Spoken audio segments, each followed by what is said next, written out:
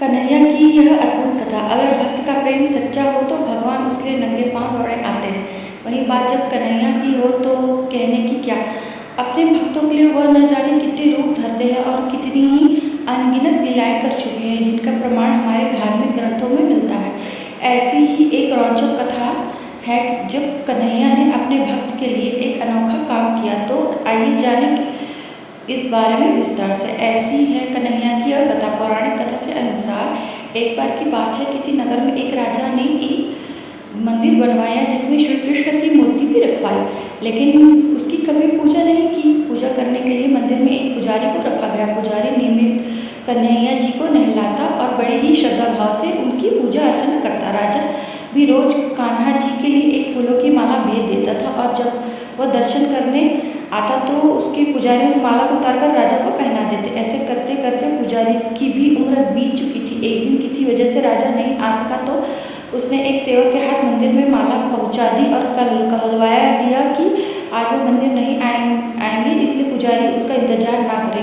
इतना कहकर सेवक चला गया। पुजारी ने हमेशा की तरह कन्हैया जी को माला पहना दी, लेकिन जब शाम हुई तो पुजारी यह सोचने लगा, माला उतार कर किसे पहनाई जाए। उसने सोचा, क्यों ना यह माला आज मैं ही पहन लूं। वैसे भी मेरी उम्र हो चली है, जीवन का क्या पता कब खत्म हो जाए। इतना सोचकर पुजारी ने माला उतारकर अपने गले में डाल ली। लेकिन इतने में ही सेवक आ गया और उसने बताया कि राजा की सवारी मंदिर में पहुंचने वाली है। तब श्री कृष्ण ने धरा ऐसा रूप। राजा की सवारी आने की बात जब पुजारी ने सुनी तो वह डर गया। उसने सोचा कि अगर राजा ने उसे देख लिया तो वह तो मरवा ही डालेगा। आनंद फानन में पुजारी ने माला उतारकर वापस कन्हैया जी को पहना दी।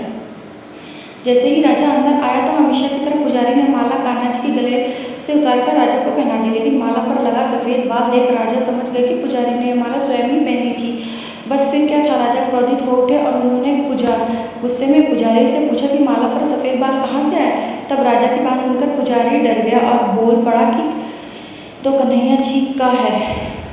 अब तो राजा और भी क्रोधित हो गए, क्योंकि कान्हा तो भगवान है और उनके बाल सफ़ेद कैसे हो सकते हैं। इसलिए राजा ने फरमान सुना डाला कि कल श्रृंगार के समय राजा खुद आएंगे और देखेंगे कि सच में ही कान्हा जी का सफ़ेद बाल है या पुजारी झूठ बोल रहा है। उन्होंने कहा कि अगर पुजारी ने झूठ बोला तो उसे फांसी दे दी जाएगी।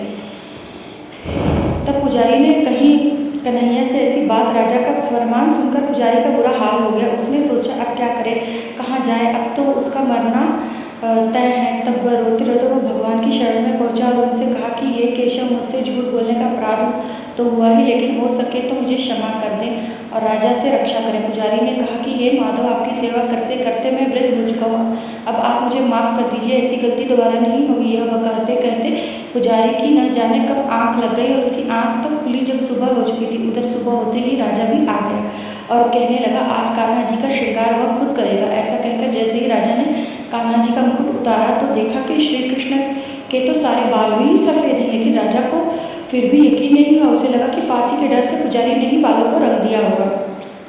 तब निकलने लगा कन्हैया की मूर्ति से खून। राजा ने सोचा कि क्यों न कन्हैया जी का एक बाल तोड़कर देखा जाए। उसके बाद राजा ने कान्हा जी का एक बाल तोड़ लिया, लेकिन जैसे ही बाल टूटा कन्हैया जी के सर से खून की धारा बहने लगी। यह देख राजा ने भगवान के चरणों में गिरकर माफ़ी मांगने लगा। तभी श्री कृष्ण की मूर्ति आवाज़ आई, हे राजन, तुमने मुझे केवल मूर्ति मात्र ही समझा, इसलिए आज मैं तुम्हारे लिए केवल मूर्ति मात्र ही रहूँगा। लेकिन पुजारी ने सच्चे मन और पूरी श्रद्धा से मेरी भक्ति की है, इसलिए उनकी अनन्य भक्ति को देखकर मुझे अपने बाल सफ़ेद करने पड़े। कन्हैया जी ने कहा कि भक्ति में कभी भी संशय नहीं होना चाहिए और सच्चे भक्त की लाश तो मैं कभी जाने नहीं देता। जय श्री राधे कृष्णा।